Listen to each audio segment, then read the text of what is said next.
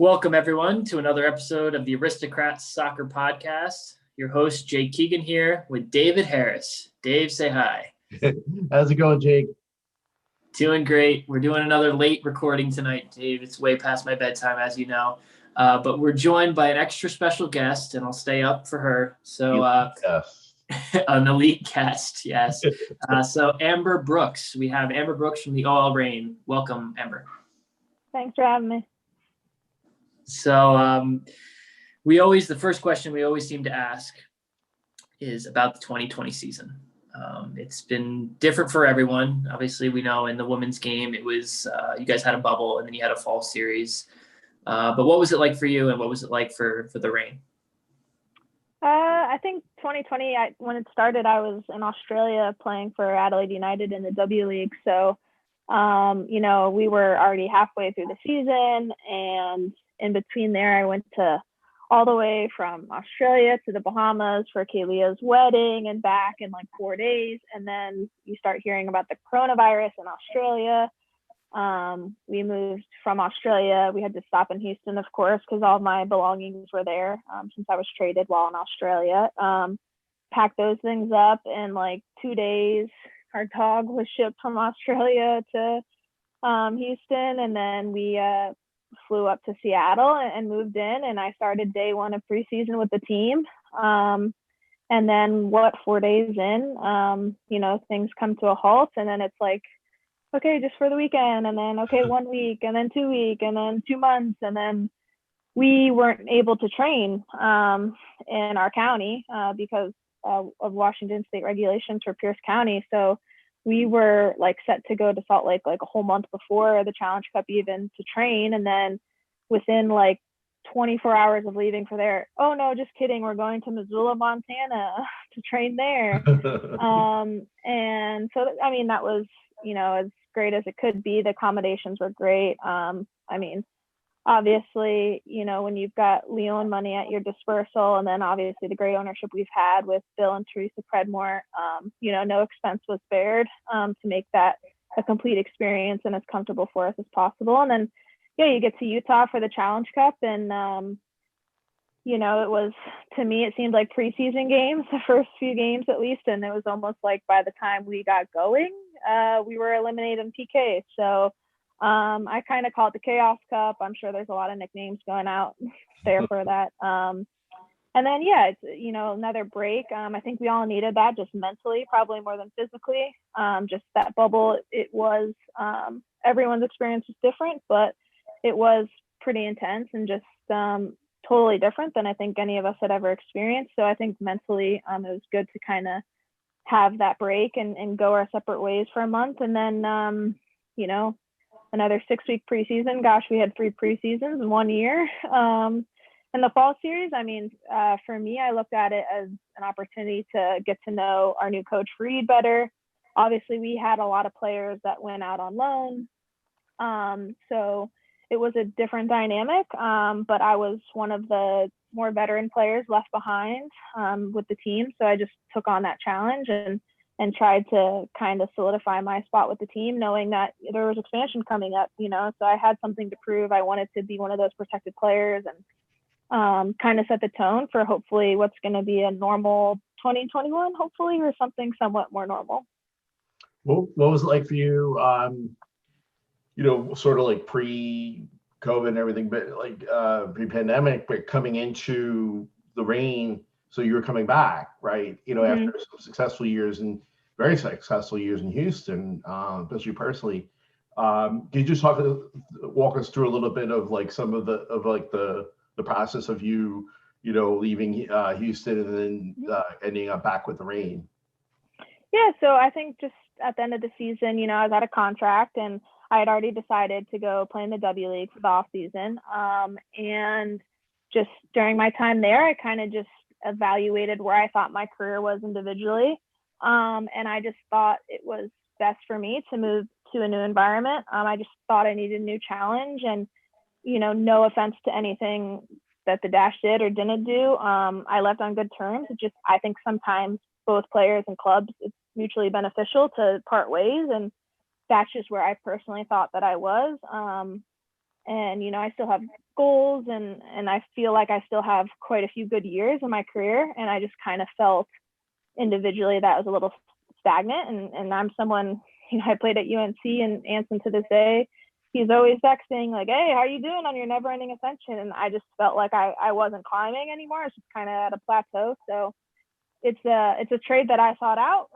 So that was something that was nice, because I was involved in the process, and as someone who had been traded a few times before and I wasn't, it's a totally different experience, knowing and kind of choosing the team that you're going to versus being called and told, oh, hey, you've been traded, you're you know, thanks, good luck. So left on good terms with James and the rest of the coaching staff and the organization. Obviously had some really good friends there. I mean, I'm still really good friends with Kalia and Christy and Rachel, and it's great to see them all doing so well themselves. So I just felt like it was a change that I needed myself for my career. And, you know, Seattle, I knew the assistant coach, Sam, pretty well. Obviously, the Predmores were still around, still a handful of core players that were here in 2015 when I was on the team. But a lot has changed too. So it's almost, it doesn't really feel like I'm back at the same club, you know, different name, different city, and more or less like 75, 80. Yeah, almost an entirely different roster, new coaches. So it didn't feel like I was going back to a team that, you know, I hadn't played so much for in the past, and you know, individually hadn't experienced that much success. It felt like I was moving to an environment that was going to challenge me and push me to be better. I can definitely testify to, I feel like as a player, sometimes just after a couple of years at a club, no matter how well or how poorly it goes, you just kind of want something new. So I can definitely understand where you're coming from there. But just kind of rewinding, you mentioned Anson, who your college coach at UNC. You won a couple national titles there. And UNC is the flag bearer, and it always has been since he's been there, of women's college soccer. So what was it like to play with there, and how did it help kind of develop you and prepare you for the professional game? I mean, I was always, I mean, again, like growing up, you know, I think I was like 7 or 8, and I was like, hey, I want to go to UNC. And that was, you know, nowadays there's so much more parity. I mean, there's so many schools that are, you know, competing or better than, you know, UNC hasn't won a title since I was last there, unfortunately. So things have changed, obviously, since I was growing up, or even my recruiting process is vastly different than it would be now. But yeah, I mean, it was one of those decisions where I just felt like I would look back, and if I turned down UNC, I would have that regret. And, you know, nothing was promised to me. I was a top recruit, but when I was a freshman, the senior class was Tobin Heath, Casey Nagara, Nikki Washington, Jess McDonald, Whitney Engen, Ashlyn Harris. Like, I think all 8 of them went on to be drafted like a month after they graduated. So, like playing time, everything was like not promised at all. So I knew it was going to be quite a challenge for me, even though I had, you know, been on the youth national teams and all this stuff. I knew it was going to be, again, a challenge for me. And I think that's something in my career that I've needed. I like to be on the edge of where, you know, I need to be comfortable enough that I have enough confidence to be out there. But I am someone who, like, I like the carrot out in front of me. I need to like kind of see it and be chasing it, and then have, you know, people behind me pushing me, and people in front to kind of emulate and strive to be like. So yeah, Anson's, you know, he's everything people say he is and more. He's one of those guys, if you play for him, you love him. If you didn't, you probably don't think that kindly of him. But you know, he's a great guy. Honestly, I think more so than even preparing me for professional soccer life, he prepared me to be a good human being in society. And yeah, he's just a very caring guy. Again, he you know, is texting me all the time, whether it's about playing or just life.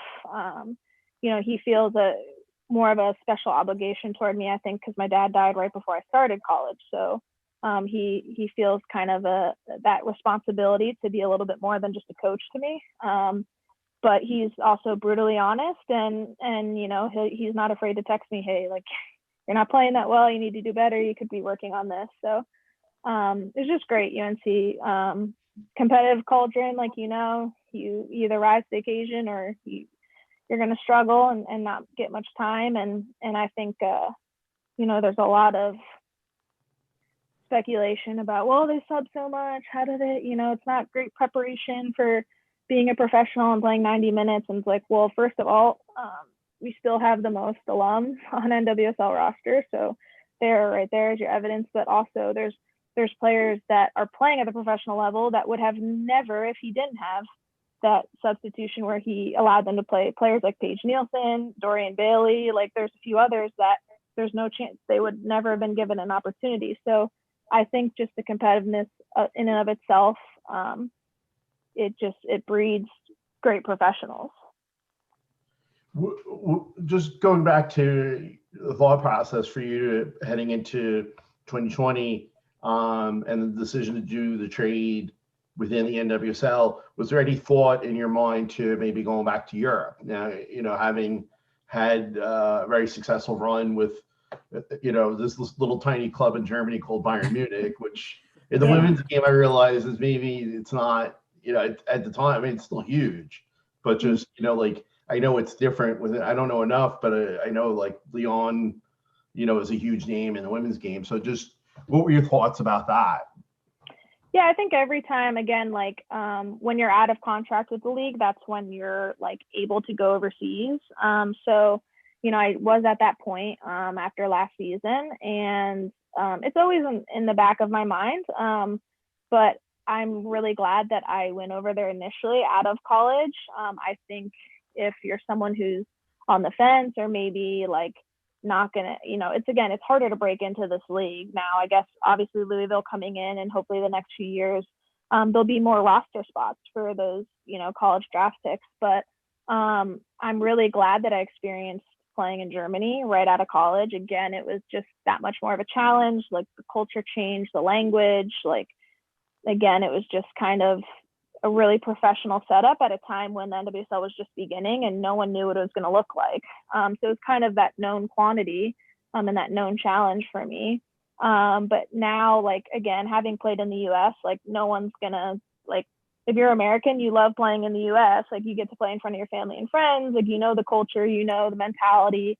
And for me, just being not old, but a veteran, about to turn 30 in January, I have a longtime boyfriend and we've got a dog, and there's just, I enjoy being able to visit my family in North Carolina. I have nieces and nephews. So being a little bit more rooted, I guess, to the US, making a move to Europe would just be a little bit harder, I think. And I don't think maybe as beneficial for me off the field. And I'm someone who does really well on the field when things are going well off the field, and I'm comfortable and have a good mentality about that. So it's definitely something that, like, I'm open to. Would never like say no, like I would never go play in Europe because I had such a great experience, but it would have to be like a very good, like the right fit and the perfect fit for me to do that again. Is that why Australia is such a good situation? Because it's not like a full year type commitment. It's more just in the off season. Yeah, exactly. I mean, you can't I took the W League serious because that's just in my nature, but the level isn't as high. Obviously, you're only allowed 4 internationals, and the Matildas were playing at the time. Now a lot of them are in Europe themselves, but it's just a good balance. It's a little bit more laid back, so you still have those team sessions, but you also have some days and time that you can work on what you need to individually without like being too tired for team training and games. And I was very fortunate. Like Adelaide took care of me really well. They paid for my boyfriend's ticket and his visa, and we lived, on the beach. Like you can't beat that life for a few months out of the year during the summer. So it was a good balance of, especially after the intense NWSL season, you're still getting games, you're still getting that game fitness and that competitive environment. But you still have the balance of it's enough of a rest and a break, but you're still, constantly playing. When you were over there, you were able to win the W League, right? With Adelaide. What was that? No. Adelaide, we struggled. Both we actually just missed finals 2018, 2019 season, but last season we struggled. We finished second to last. But I won W League. I won Adelaide's like player of the year my first season. Okay, gotcha. Yeah. So I'm sorry, I was thinking back. Actually, you won. I was looking into Wikipedia. You won the German league with Bayern. Yes. That's, Yeah. okay. So I went my first year with Bayern Munich. I was there like from January 2013 to December 2013, and that's when I decided to come back and play in the NWSL for 2014. But back then, the NWSL season ended the end of August, right before the September transfer window. So I decided to go back on loan until December. So for that 4 months, and they at that point we were in first place, and then I didn't participate with them in the spring part of the season, but they ended up winning the championship that spring. So they still like mailed me a medal and everything, and I can say, oh, I won the Bundesliga, but I was technically only there for half a season, but I got helped to get them off to a good start, so I claim it. It's a lot of, when they win, it's a lot of fun. Yeah, exactly. Yeah. See, with the men's team anyway, like they're breaking the giant yes, I know, fruit of beer onto the field. Yeah, they get to celebrate like up on like the terrace, but I got to experience a couple Oktoberfest, so I didn't miss out on too much fun. Yeah. I've been to one Oktoberfest myself, and it's something. It's an experience. Yep. For sure. We actually went there with a couple American teammates that I had. So what was, just living off the field, what was Germany like for you? You learn any German? Sprechen die Deutsch? Yeah, decent, yeah. So I like my mentality going into like my fall semester, senior year at UNC, that WPS had just folded, and there was no like talk of there being a women's league in the US. So my thought was like, what's one of the better countries? And at that time, Ali Krieger and Ashlyn Harris were playing in Germany. So I actually reached out to Ali Krieger and her father and was like, hey, like, I'm thinking of, going to Germany in January. Like, and he kind of helped connect me with some people and get some film over there. And then, so that whole semester, I actually needed a 4-credit course. Like, for some reason, to get to 120 credits, I needed 1 for it. So I was like, well, so German 101 was a 4-credit course. So I was like, you know what, let's do it. So I took German that semester. And then as soon as I got over there, there was a ton of us internationals. There was Gina Lewandowski was already over there, Sarah Hagen, Nikki Cross. So there were 4 Americans. And then there was maybe Viv Medema didn't come until the summer. But there was a girl from Italy. There's a Japanese, Manu Ibuchi was over there. And so there was enough that like weren't German speaking, that we had 2 classes. One was more advanced for like Viv and Mana, who, Dutch is very similar. And then there was a class for basically the 4 of us Americans. So we took that twice a week. And I live like downtown Munich, right near the Olympic Stadium.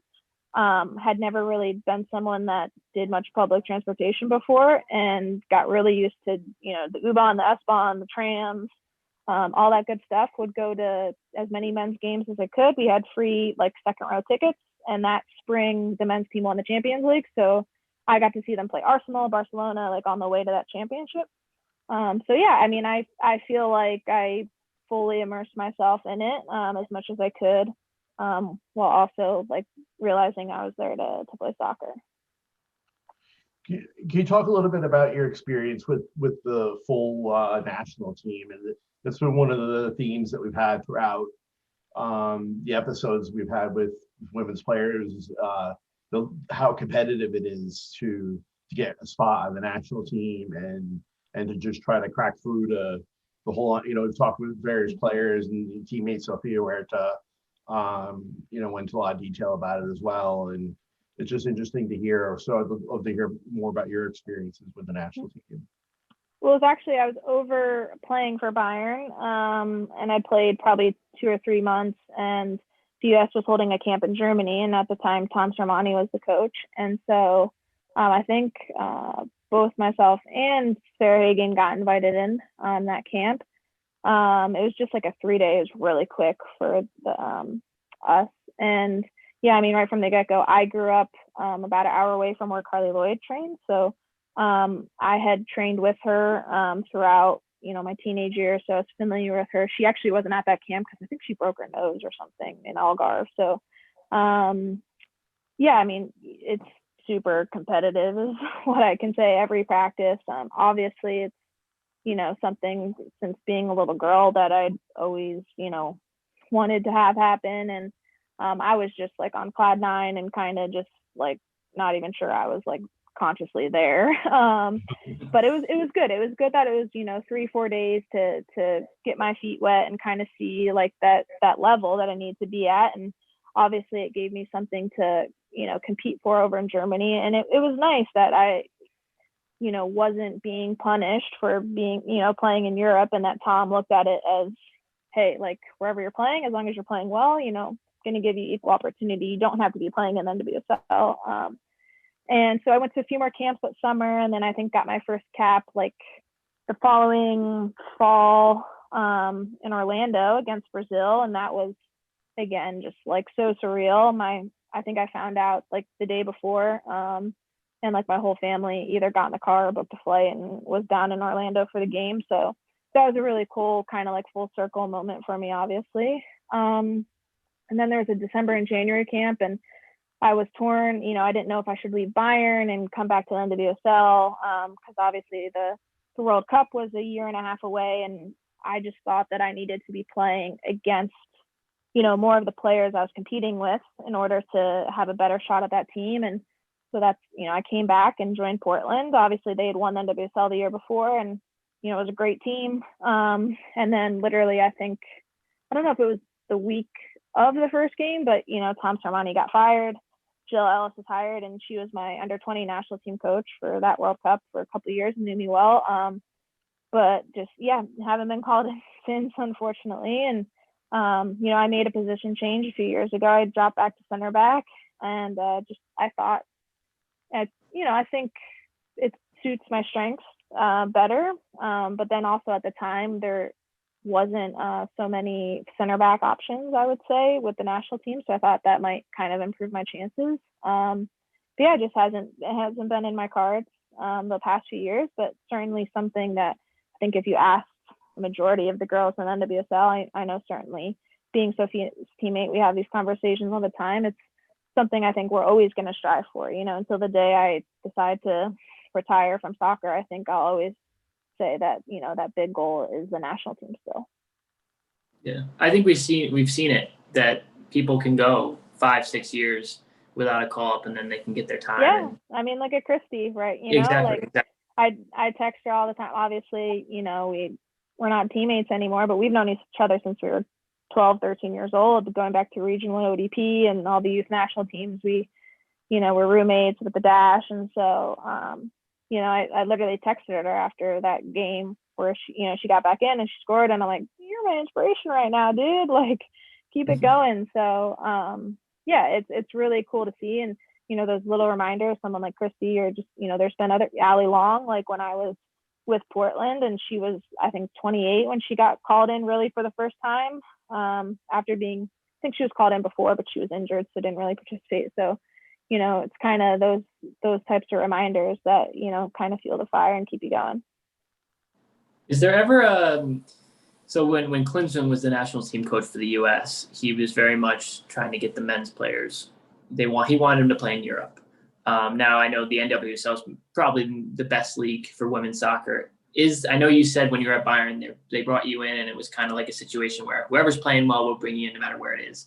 But is there ever a conversation with the coaches, whether it's Jill Ellis, whether it's anyone who in the past, or where they have said, like, we think you would have a better chance if you do this, if you play here, or anything along those lines? There was never like an outright, like, black and white, like that, like you said. There was definitely, like, you could tell, but I think they're very careful, right? Because the last thing they want is people saying, oh, like, U.S. soccer is forcing the American players to play in the NWSL. Like, so it was never like said outright, but if like you just look at it like from afar, I mean, everyone's individual situation is different.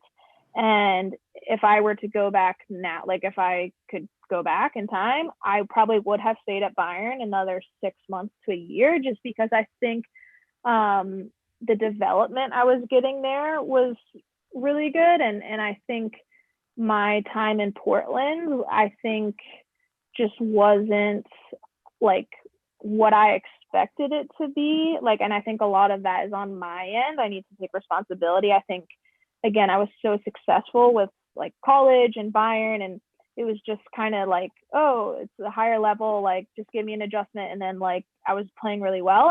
And I think with the NWSL, like I was shocked at how like big of an adjustment it was, even having been a pro for a year. And it just didn't go as smooth as I thought, and I just wasn't playing really well. And yeah, things were just it wasn't the seamless transition that I thought it was going to be. Like, oh, come back, show that I can hang with these girls at NWSL, keep getting called to can't, like it just wasn't that progression that I thought. So I think having like known that, I would have stayed at Bayern, and certainly like if I had known, hey, Sermani's going to get fired, so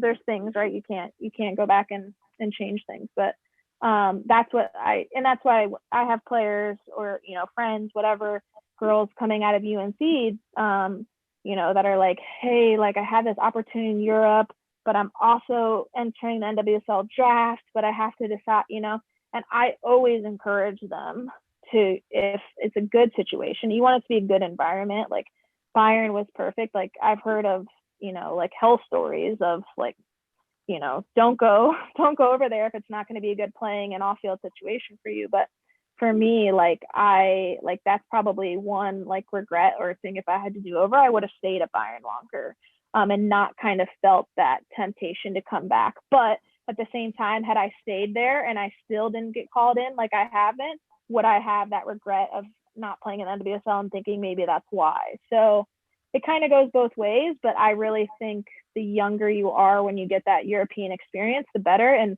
like, not that anything's promised, but the NWSL has shown a lot more stability, and it's easier to come home than it is to go away from home, I think, personally. So what was it now, just getting back to that period there with Portland now, what was it about when you moved to Houston then after that you were able to find your stride and really hit a run of form and success with the club, success on the field for several seasons, and just really hit your stride?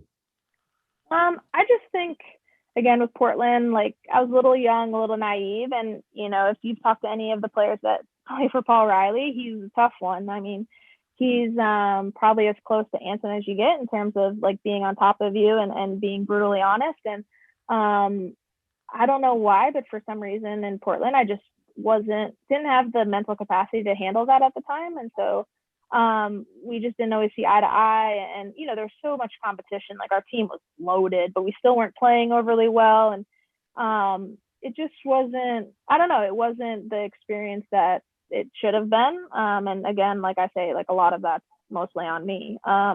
But with Houston, I knew Randy. He was our under-23 national team coach, and I knew him from all those years coaching at Notre Dame. And I, knew Kaylia, and I knew most of the girls, and it was just a little bit more like down to earth, I guess, environment, I would say, and a little bit, not like less of a challenge, but I felt more confident in where I stood as a player and my importance to the team. And so that gave me a lot more confidence. And knowing Randy and his personality, we just got along really well. And so kind of just stepping on the field, knowing that I was going to be a valued and important player for Houston, that obviously really helped with a lot of things. And then I think transitioning to center back, I mean, it came out because like I think we had lost 6 or 7 games in a row. Randy had just been fired. Our assistant was named interim head coach, and we were playing Orlando, who we had just lost like 3-0 to the week before. And it was like, oh, we got to do like something. And so they threw me in the back and we won 2-0. And ever since then, it was like,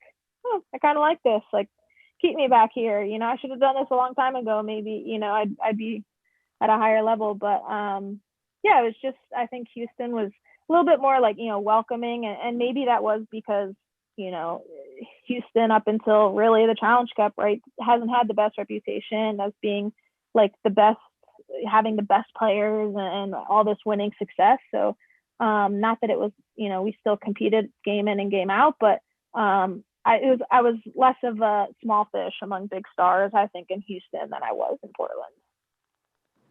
I mean, I think you are hard on yourself with your Portland experience, but just looking back, you did start nearly every game during that 2014 season. So I mean, I'm sure you're harsh on yourself in terms of performances, but it wasn't like you were just not playing and you weren't getting opportunities. Right. It was you were still on the team, and I mean, you'd have to go back and watch. I don't know if our listeners want to go back and watch every game from that 2014 season. They are more than welcome. But I guess my question to you next would be: so you've played with Portland, you've played with Seattle Reign, you've played with Houston, you've now back with the OL Reign, and I believe it's 7 NWSL seasons, and you've kind of seen the progression of the league. And you've seen like the beginning years when it wasn't quite as stable, and you've seen now where it seems to be very stable even during a pandemic. So just talk a little bit about how the league has grown, both on the field, off the field, in terms of level, in terms of just viewership and all that different kind of stuff. It's really, been impressive. I'm one of our team reps for the Players Association.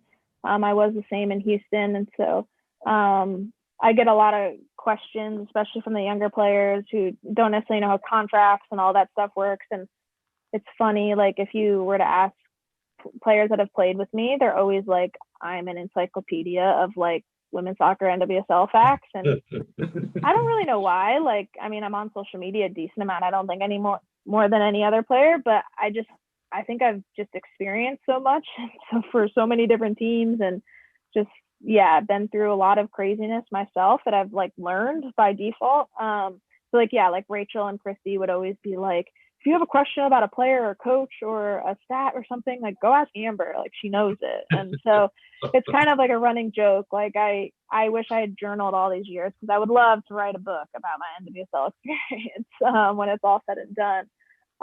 But no, things have changed really only for the better.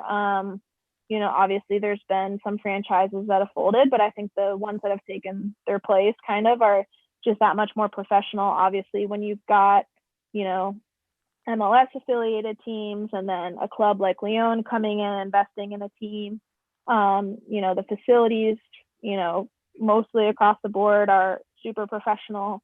I'm still in Tacoma in December, which means that they're offering off-season housing, which is a first. Normally, a lot of players have to play in the W League, because where else are you going to live?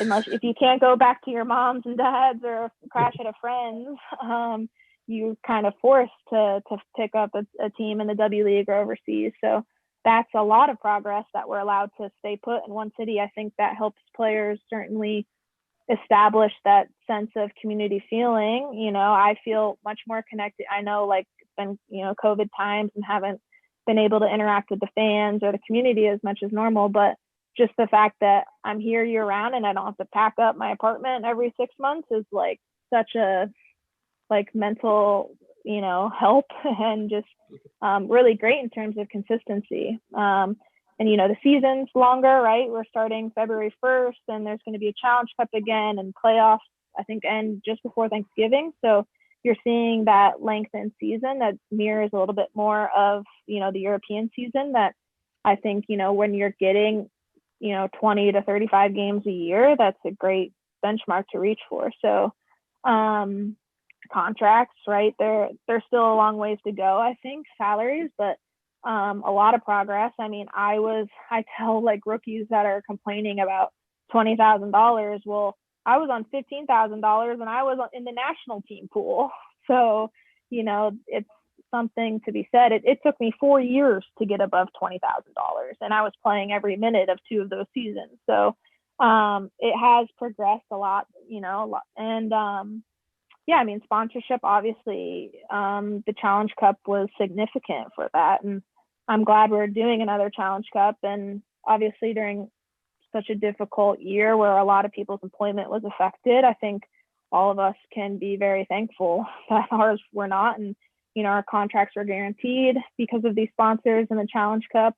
And obviously Lisa's done a great job coming in as commissioner. And I think things are only going to get better for all of us. Hopefully not just the star players and attracting, those European stars or South American, wherever they may be. But I think when you continue to see more progress for, say, I want to say the core of the league, but, the 75-80% of us that are not, on allocation money or allocated, I think that's real progress to me, is when players like me and, majority of others are in our late 20s, early 30s, and we're still playing because we're, first of all, able to, but because it doesn't make, 100% sense to retire and go get a job with Amazon because you're making that much more. So I just think the longevity, how many players now are at 100 appearances in that league? I think it's 30 some. Like,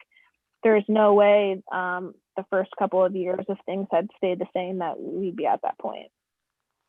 I think you've already shared, a little like the Cliff Notes version of your book, just like with that, about your experiences in the NWSL. But are there any like stories or anything, examples you can give us of just some of the interesting challenges that you faced, a life of a professional women's soccer player here in the U.S. throughout your career? Yeah, I mean, I think just, the concept of trades is a very foreign concept to certainly the European countries. I was, at loan with Bayern, and when I got a phone call from Portland telling me I've been traded to Western New York, and all my team, I'm bawling, and my whole extended family lives in Western New York. So for me, it wasn't like a super undesirable location like it was for a majority of players. But I remember just, being upset, totally caught off guard. I was over here to try and get better. I didn't have a terrible season at Portland, and, leaving Portland, it was, hey, you're going to be a franchise player. I truly believe that I was going to be a Portland born lifer. And, here I get a phone call, and my German teammates are like, I don't understand. Like, it's a contract. Like, don't you, like, it's mutually agreed upon. Like, you can't just do that. Like, players don't even get cut over there. Like, you might not get an extension or you might not get playing time, but it's like, you both sit down and agree. Like, they're like, I don't understand. And I was like, me either. Like, I thought, like, and I didn't even know actually after my first season that like an option year existed. I was like, I thought I signed a 1-year contract. That's why I agreed to be paid this little. But now I'm finding out that it carries over to the next year because the league wants to keep me here. It's not even Portland. They traded me away. Like, it just, so many like bizarre like mechanisms that again make it like American sports, right? Like, that's what part of the intrigue is.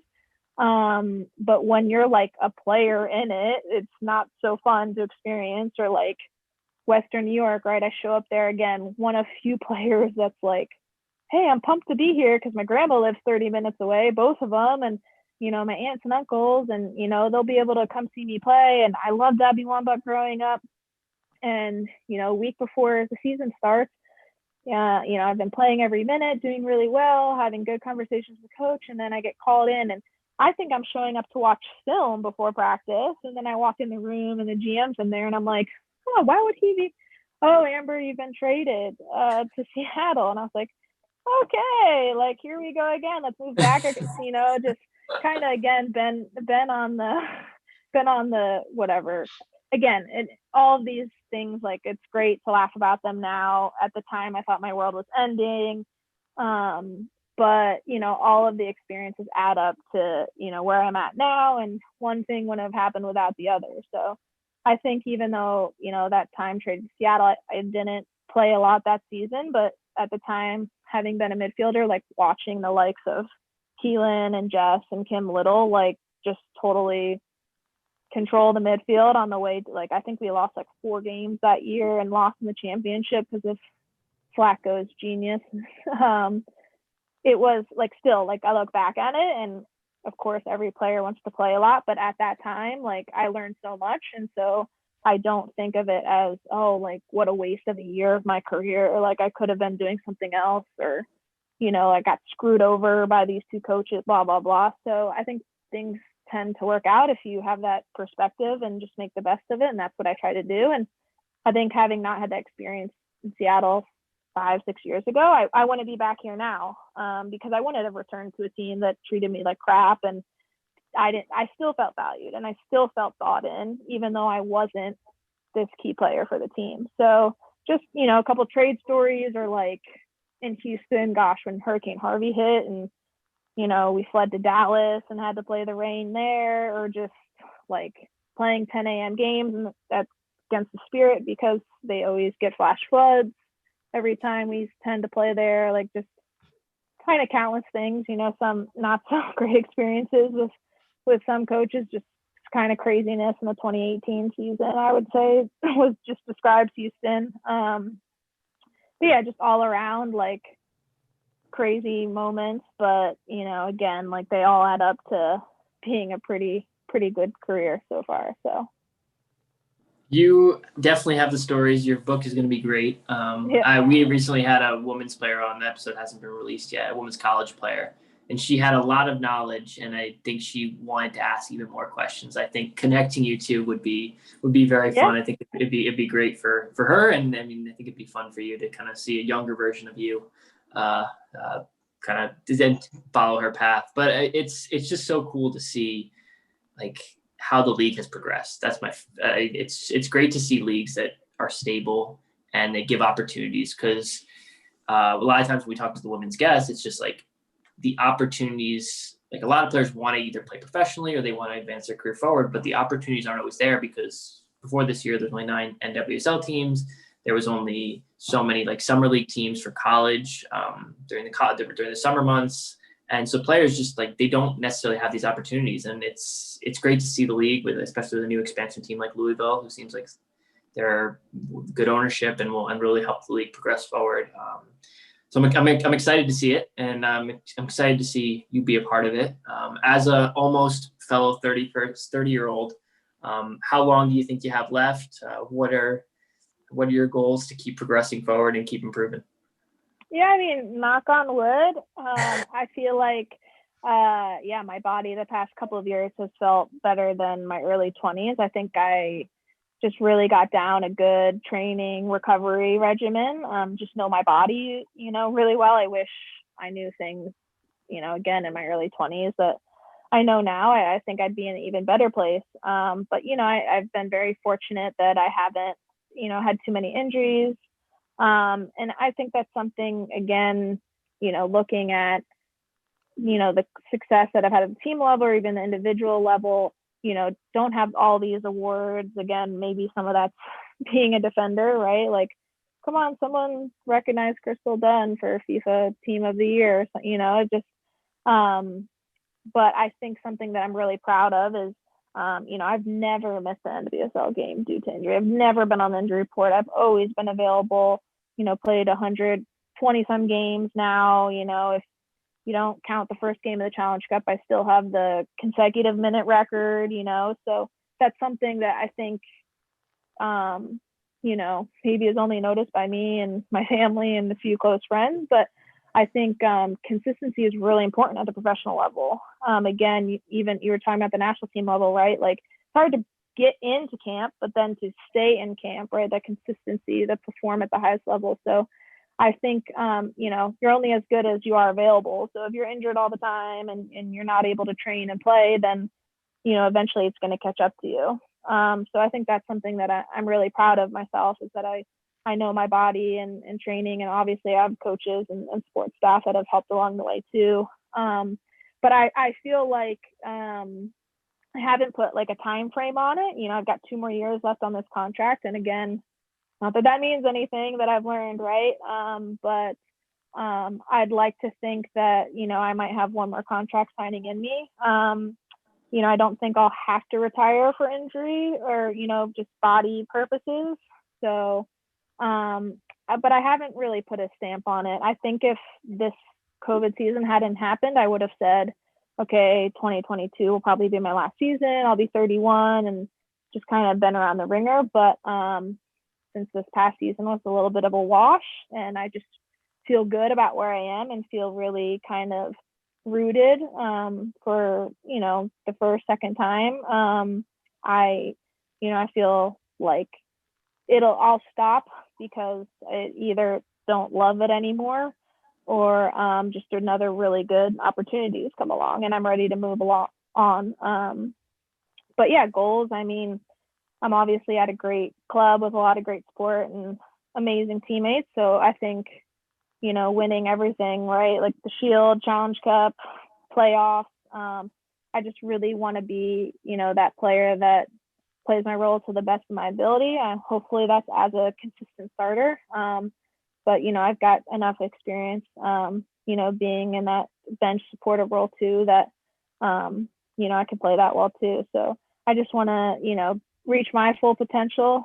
And yeah, I mean, of course, I'm not going to pretend that the national team's not still a goal. You know, it's nice that you can be old and be a center back. So I don't have that working against me exactly. So that's always going to be a goal for me. But I just think playing the best that I can and helping this team reach success is my goals. And then afterwards, I haven't exactly nailed it down, but I would like to stay involved, you know, in the women's soccer world. Not so much on the coaching side. I think more on the administrative management side. I'd love to be a GM of NWSL team. Just being honest, I think those player experiences that I've had, combined with I was a communication major, and then, you know, I'd obviously have to learn a little bit of the business side of NWSL. But I think, you know, again, it's great to see how many female coaches are reaching the highest levels. And, you know, I think there'll only continue to be more opportunities in this league as there's more and more teams. But I think it'd be great to see, you know, former players and management, administration type roles too. Because yeah, I think we have a lot to offer, especially from the experience point of view. So that balance of, hey, been there, done that, but also I know the business, and I know it's a business at the end of the day. I think that's a role that I could see myself in with all this random soccer knowledge that I seem to have. Well, you get to be on the other side of the table for the trade. Like when you get to Yeah, exactly. Instead of being told you're traded, you get to tell someone else they're traded. No mercy. It's just business, right? Like that's what I've been told. So. Yeah. Could you maybe touch on just basically in general, just the role of women's soccer within the realm of the sports world? You know, because I saw that like Bethany Balsera tweeted out and I responded to it. I'm sure others have responded to, but her tweet kind of caught me last night. I was just looking at it and said like how basically it's just how upset she was about feeling underappreciated, you know, with the Athletic, you know, had put out a list of like the year in sports for 2020, and it was all men's, you know, highlights, and there was just nothing about women's sports, and you know, Bethany just thought I just really related to that. It kind of opened my eyes a little bit, you know, and I've, you know, seen it and heard about it, but just not as familiar with it. So maybe talk like generally about that. It'd be interesting. Yeah, I mean, again, I think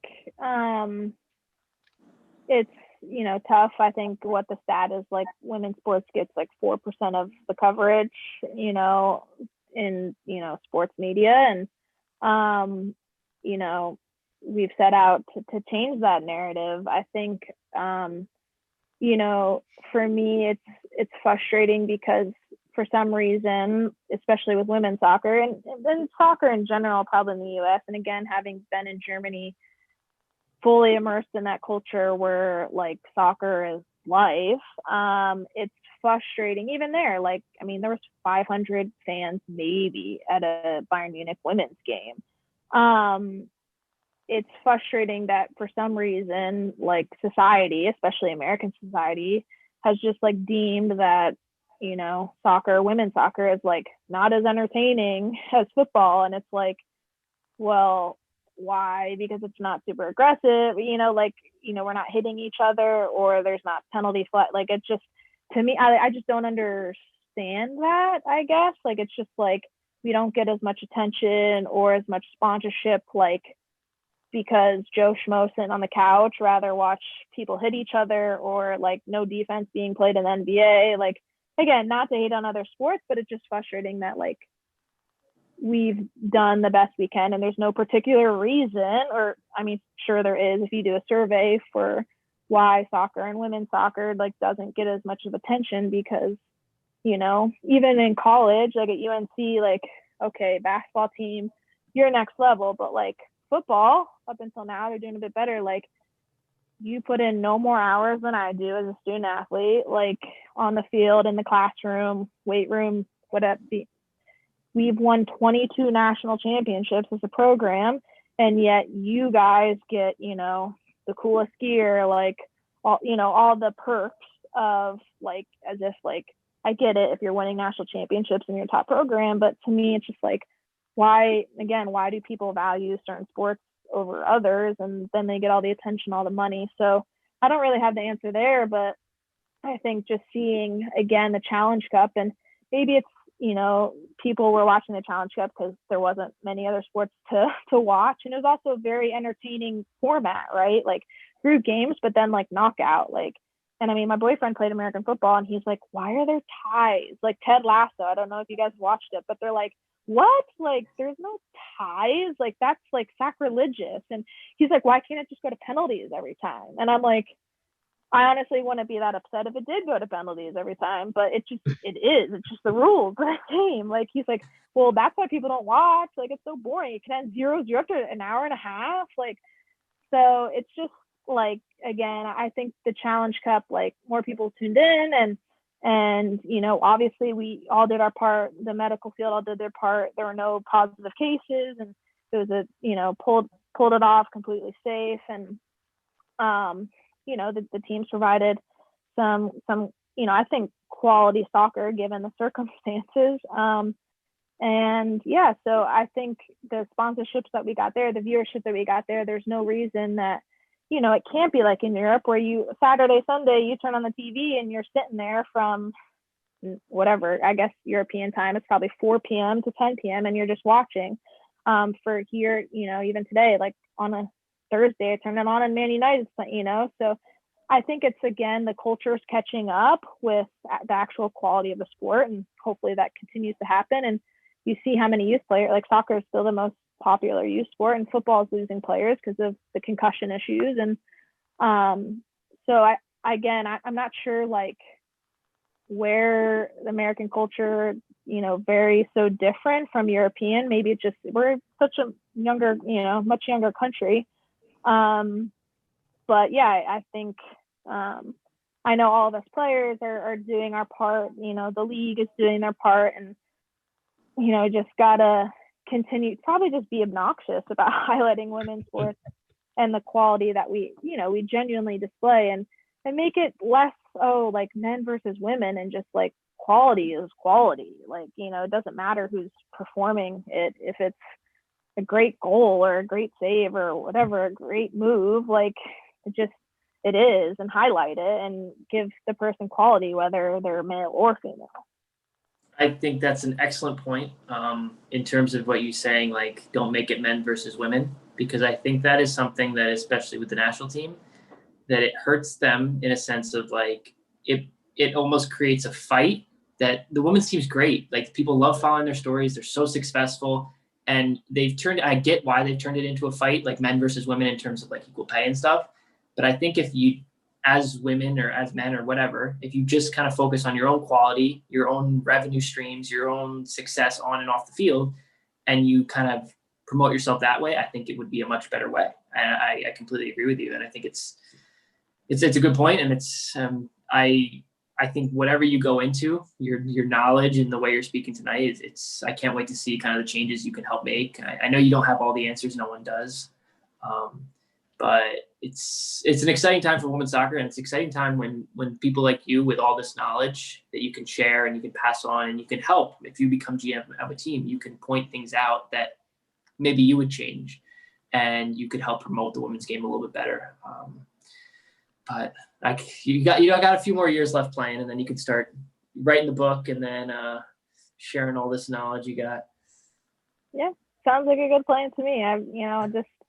I think if my younger self had told me like, oh, I'm turning 30 next month, like I would definitely, I would have said, okay, after the 2019 World Cup, after winning it, maybe 2020 Olympics, like I'm done, I've won 2 World Cups, 2 Olympics, like that's plenty. Obviously, none of that happened, and here we are. But yeah, I also think like I would have never guessed that, I still think I'm getting better as a player, which is like weird to say, but And my body is just responding better to more training and better recovering and, nutrition habits. So, not to say like my potential is limitless, but, I still think there's, quite a bit of room for improvement and reaching a higher potential. So what do you have looking ahead now for 2021? What are the more immediate goals just for the upcoming season with the Reign? Yeah, I mean, I think obviously, again, if you look at our roster, we're pretty stacked, and I'm sure I'm not totally privy to all of the like player discussions, but I'm sure that in the January transfer window and being Leon affiliated, there might be some moves that happen there. So I think first and foremost, I have to earn my spot, right? Again, I think I have a good rapport with Fareed, and we understand each other as well as we can, since English isn't his first language, and I'm learning a little bit of French maybe to just help a bit. But I think just establish myself as, hey, like Amber is someone that needs to be on the field if we're gonna win on the weekend. So I think there's an extended preseason this year, so there'll be sufficient time to do that. And I think again, we actually have quite a few like older players on our team, so I don't feel like super old relative to some of my teammates. But again, like I would call myself a veteran at this point, and I think taking on more of a leadership role, with that, obviously, we've got someone like Jess Fishlock in midfield to kind of patrol that, and playing with Lou Barnes at center back has been great. She's perfect, someone for me to learn from. So I wouldn't say like, oh, I need to come in and be this huge leader, but I think step by step, I can take more of a leadership role and express myself that way, because I am a pretty vocal player. And, I like kind of having, that responsibility of leading my teammates and helping them play better. So, just really establishing myself as I need to be on that field for us to win. And, obviously the Challenge Cup is up first. So, I don't think I wouldn't say the Challenge Cup was a failure, but I also, it was a success in that I think we were playing our best soccer in that quarterfinal against Chicago, and, penalties go either way. We very well could have advanced and won the championship for all we know, but, I think we showed good progress considering new coach, like 12, 13 new players, new, different formations and lineups. I don't think we played the same lineup 2 games in a row or 2 games at all. So, just kind of getting that consistency, hopefully for this Challenge Cup, and whatever the format is, I think we need to win more games, right? Cheney's a difficult place to play, I would say, for away teams. It's a bit smaller, right? So I think in the last 2 games of the fall series, when we were able to high press defensively, it really bode well for us. So I think just making Cheney a place, a fortress, a place just like Memorial was, right? Like, they didn't lose many games on that field because it was just really hard for the visitors. So I think just making, Cheney a fortress, a place where we're going to win almost all of our home games, and then give us a little bit of leeway during the away games, when we're playing, in other challenging environments. So, step by step, week by week, hopefully it's a bit more normal of a year and more, I played I think if you count my W League games, 12 games or something in 2020, which I'm normally playing 40. So it was weird, a lot more training than, games, but I think it could, bode well for me playing in 2021, because I got to address little individual things or things in small group sessions that, you kind of put on the back burner when you're in a team environment and playing games week in and week out. So hopefully just a more refined center back, playing a little bit more Fareed, Reign style versus, so direct. I still love a good diagonal, but I think I can showcase that, I can kind of set the tone and the rhythm for the back and be a bit more creative in my distributing. Well, thank you so much for your time, Amber. Your knowledge is it's extensive. So we really appreciate you sharing it, and I think it'll be a great resource. If there's any girls out there that are listening, I think it'd be a great resource for them to listen to it. And if they're planning on having a professional career, they can follow some of the same things that you did, and hopefully have a good careers themselves. But thank you so much for coming on. Yeah, thanks for having me. Appreciate it. Yeah, and I just want to also, where can people follow you, social media, and keep up with both of my Twitter and Instagram handles are at abrooks22, and number 2 for the Reign, because Jazz Spencer still has 22, but 2 is good. So yeah, and I mean, my Instagram honestly is mostly stories of my dog Henley, but there occasionally is some soccer and some good stuff on there. So is there anything else you want to plug, like anything else you do, like coaching on the side or camps? Yeah, I mean, I do some individual and small group training here in Tacoma, few Reign Academy girls, and then some more local girls to the Tacoma area. So I think, I'm pretty sure my email for that is on my Instagram account. It's contact@abrooks22@gmail.com. So always open for that. I'm taking the TOVO course in January as part of the Players Association. They're offering it free to NWSL players. So I'm going to continue to get, as many coaching licenses and take up those opportunities as possible. Can help me be a better student of the game myself, the more I see it from the coach's point of view. So I'm definitely excited to see how you get on with 2021 and going forward, and whether it's a GM or maybe even the other side as a player agent. I can see that happening too. Yeah, I've got a good agent. She's a lawyer, so I don't know about law school, but I mean, it's, again, I feel like I've experienced a lot, and I would love to stay involved in the women's game, and again, just kind of help the league and progress and just share my experiences and just help for the benefit of everyone, and the potential of what this league could be in 10 to 15 years. Well, thank you so much for joining us tonight. It was really enjoyable experience, getting to know more about you and learning about your career as well, and just seeing that it's definitely more than pretty good. It's actually very, very good, exceptional. You've had some really amazing seasons, and the fans of the Reign should be pretty excited to be able to get out and watch you play this season. If hopefully they're able to, so or at least watch the games on TV. So awesome. Thank you. I appreciate your kind words. Thank you. Until next time, Dave. I'm the athlete. I'm the advocate. And we are the Aristocrats.